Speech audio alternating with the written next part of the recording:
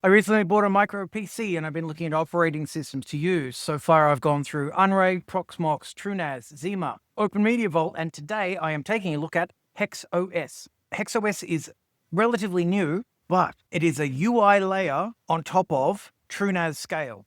If you watch my Unraid video, you would have seen that I put Unraid and TrueNAS in the same boat. They are very, very similar, but Unraid is a lot more usable. And what HexOS is doing is trying to be a usability layer on top of TrueNAS Scale, which isn't surprising as the management, the founding team, is ex-Unraid people. So it makes sense.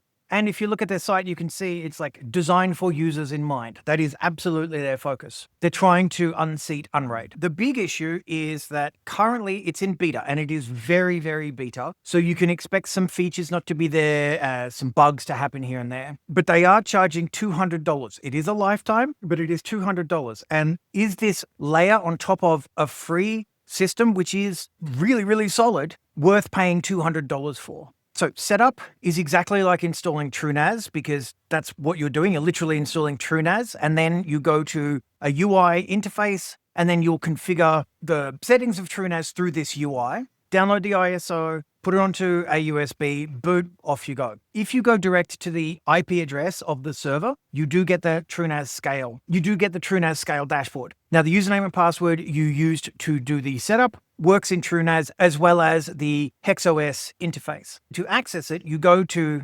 deck.hexos.com, which makes me think I'm using a third-party website to interact with my locally hosted TrueNAS server, and it's just essentially interacting via the APIs. So I don't know what happens if it goes offline. Do I not have access? I do still have local access with the TrueNAS interface, but do I lose HexOS? Likely. So I've come in and I've had a play around. Setting up storage is very simple. You connect your drives. It does recommend having 3 drives and then 2 SSDs for cache, which is that's a really solid instruction. The wizard is very straightforward. It is very simple to get going. And then you create a pool, you create your folders, you create users. It's all very straightforward. In the app section, they've got curated and I believe non-curated apps. There is plenty, but that's not a lot. But the difference with a curated app is that, for instance, when I set up this Plex instance, I didn't have to do any configuration and it automatically created the system folders for me. So what they're doing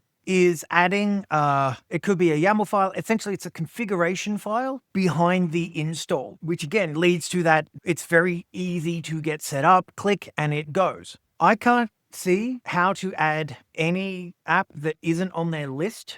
So I'm not sure if that is coming or not. And the reason I say I'm not sure if it's coming is this operating system is interacting with TrueNAS via APIs. Now, TrueNAS has a ton of APIs. Pretty much anything you want to do in TrueNAS, you can do remotely via an API. But of course, that has a lot of development that needs to be done, which is why there are no VMs in here. So I can't set up a virtual machine at all. Can in TrueNAS, can't here, but through the APIs, it's something that may be able to be done. And you can see in the settings, I can get directly to TrueNAS. The notifications are coming up from TrueNAS. So this update, if I do this, if I update the server, that's updating TrueNAS. I don't know if this is updating TrueNAS or if this is updating the UI and the connection. Yeah, there's a few questions I've got to be, I'm still kind of asking about it. But it comes to this, and it really comes down to this. Is this UI layer on top of TrueNAS worth $200, as I said, when I still would need to go into TrueNAS to do additional configurations because the features aren't here yet, which then makes me think if I had to do configuration settings in TrueNAS, then I wouldn't be using HexOS. If I wanted something incredibly simple, one click, then you could be using a system like Zima, which that's $29 for a lifetime license. And it gives you all of the additional VMs, it gives you apps, it gives you custom apps. It's a much more finished piece of software. So if you were trying to decide whether to go with HexOS,